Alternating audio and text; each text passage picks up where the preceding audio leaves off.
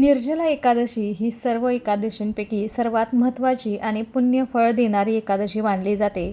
ज्येष्ठ महिन्याच्या शुक्ल पक्षाच्या या एकादशीला पाणी न पिता म्हणजेच निर्जल राहून उपवास केला जातो.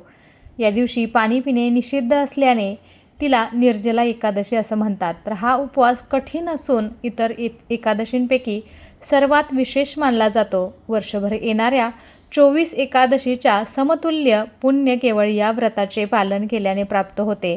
याला भीमसेन एकादशी असे देखील म्हटले जाते. तर या दिवशी भक्त उपवास करतात आणि भगवान विष्णूंची प्रार्थना व पूजा करतात आणि त्यांचे आशीर्वाद घेतात.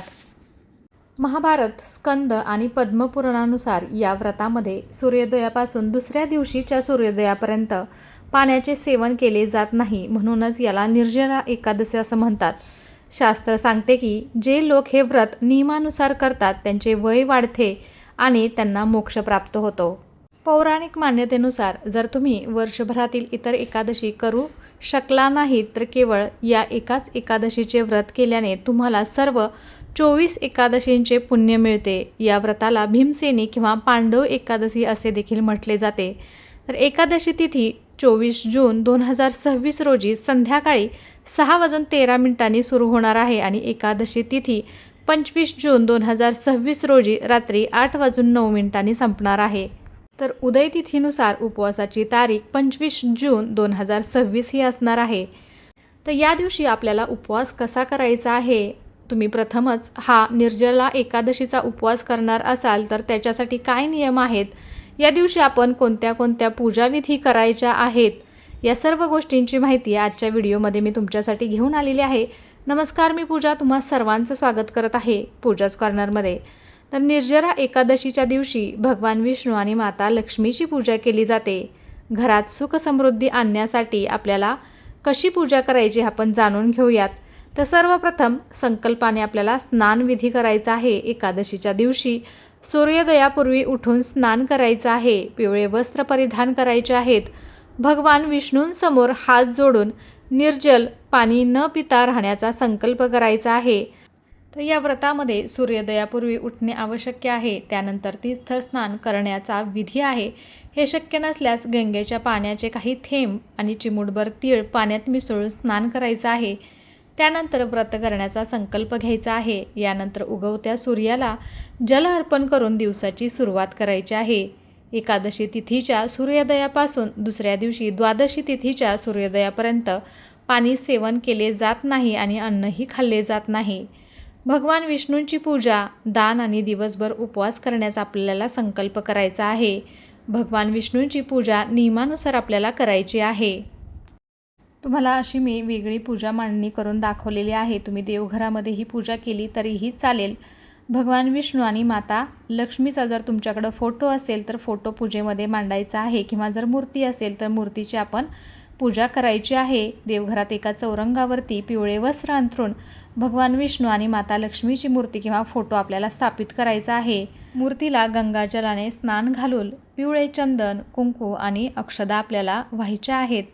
भगवान विष्णूंना पिवळी फुले आणि तुळशीची पाने आपल्याला अर्पण करायची आहेत.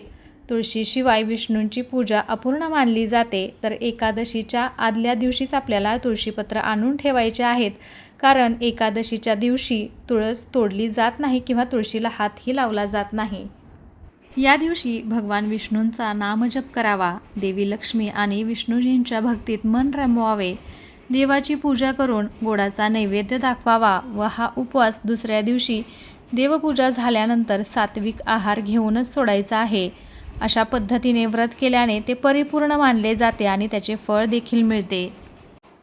भगवान श्री हरी विष्णू यांना पिवळी फुले, फळे, अक्षदा, दुर्वा, चंदन इत्यादीने पूजा करायची आहे. यासाठी सर्वप्रथम षोडोपचार करायचा आहे. भगवान विष्णूंची विधीपूर्वक पूजा करावी. नंतर प्रभूचे ध्यान करायचे आहे. ओम नमो भगवते वासुदेवाय या मंत्राचा आपल्याला जप करायचा आहे. या दिवशी भक्तिभावाने कथा कीर्तन करणे फलदायी ठरते.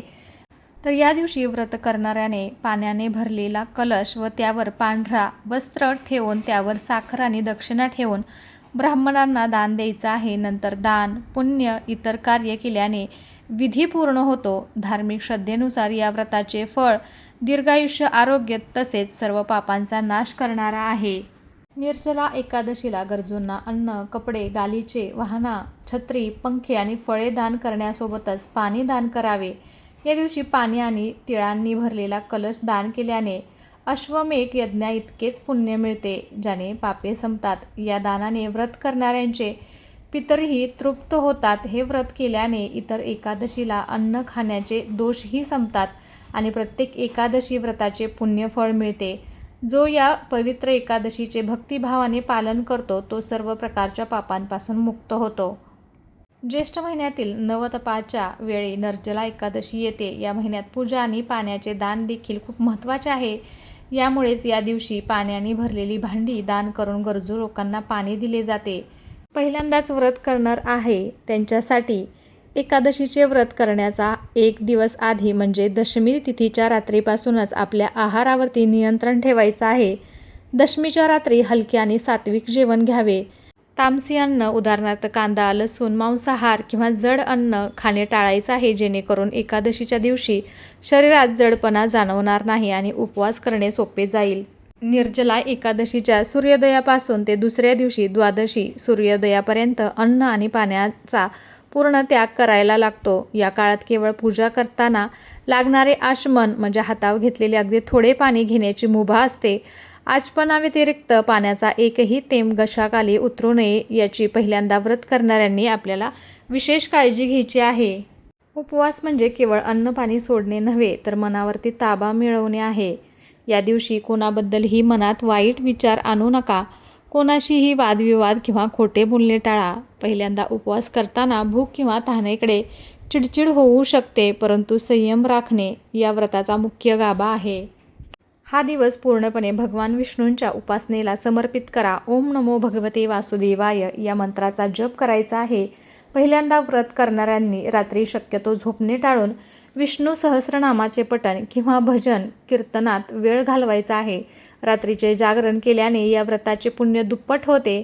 दुसऱ्या दिवशी म्हणजेच द्वादशी तिथीला सूर्योदयानंतर पूजा करून उपवास सोडायचा आहे. याला पारण असं म्हणतात. उपवास सोडताना थेट जड अन्न खाऊ नये. पहिल्यांदा विष्णू देवाच्या चरणाचे तीर्थ किंवा लिंबू पाणी, नारळ पाणी पिऊन उपवास सोडायचा आहे. त्यानंतर आपल्याला सात्विक जेवण घ्यायचं आहे. जर तुम्ही पहिल्यांदाच हे व्रत करत असाल आणि तुमच्या आरोग्याच्या काही समस्या असतील तर पूर्णपणे निर्जल उपवास करण्याऐवजी फलाहार किंवा पाणी पिऊन उपवास करावा. एकादशी तिथी भगवान विष्णूंना प्रिय मानली जाते आणि तुळशी माता देखील भगवान विष्णूंना अत्यंत प्रिय आहे. धार्मिक मान्यतेनुसार एकादशीच्या दिवशी तुळशीची पाने तोडू नयेत. त्याचप्रमाणे अनेक परंपरांमध्ये या दिवशी तुळशीच्या रोपाला पाणी घालणे देखील टाळले जाते. एकादशीच्या दिवशी तुळशी माता स्वतः भगवान विष्णूंसाठी व्रत करते, त्यामुळे या दिवशी तिला पाणी अर्पण करू नये. धार्मिक मान्यतेनुसार एकादशीच्या दुसऱ्या दिवशी म्हणजेच द्वादशी तिथीला तुळशी मातेला पाणी अर्पण करणे शुभ मानले जाते. या दिवशी तुळशीची विधिवत पूजा करून पाणी अर्पण केल्याने पुण्यफळ मिळते आणि भगवान विष्णूंची देखील कृपा राहते. एकादशी तिथीला तुळशीची पाने तोडणे महापाप मानले जाते. जर तुम्हाला एखाद्या विशेष कामासाठी तुळशीची पाने हवी असतील तर ती एक दिवस आधीच म्हणजे दशमी तिथीलाच तोडून ठेवा आणि त्याचा वापर करा. तुळशीच्या पानांचा वापर एकापेक्षा जास्त वेळही करता येतो असे धर्मग्रंथात लिहिलेले आहे. या दिवशी सकाळच्या पूजेचा मुहूर्त आहे 25 जून रोजी सकाळी 5:41 ते 8:25 आणि उपवास सोडण्याची वेळ म्हणजे पारणे हे 26 जून 2026 सकाळी 5:47 ते 8:28 असणार आहे. तर या दिवशी घरात कोणासाठीही तांदूळ शिजवू नये. एकादशीला भात खाणे शास्त्रात निषिद्ध मानले गेलेले आहे. हे व्रत उन्हाळ्यात येत असल्याने या दिवशी गरजू लोकांना पाण्याचे माठ, पंखे, छत्री, टरबूज आणि पिवळी वस्त्र दान करणे अत्यंत शुभ मानले जाते. तर आरोग्याची स्थिती चांगली असल्यास आणि उन्हाळ्याचा त्रास सहन करण्याची क्षमता असल्यास हे व्रत आवर्जून करावे. वयस्कर किंवा आजारी व्यक्तींनी पाण्याचे सेवन करून जलाहार व्रत हे तुम्ही करू शकता. तरी तुम्ही सर्वांनी नक्कीच हे निर्जला एकादशीचे व्रत करावे. तर कसा वाटला आजचा व्हिडिओ आणि आजची पूजा विधी मला नक्कीच कमेंट करून सांगा आणि अशा छान छान आणि माहितीपूर्ण व्हिडिओजसाठी पूजाच कॉर्नरला सबस्क्राईब करायला विसरू नका. चला तर मग भेटूया अशाच एका छानशा आणि माहितीपूर्ण व्हिडिओ बरोबर. तोपर्यंत धन्यवाद. श्री स्वामी समर्थ.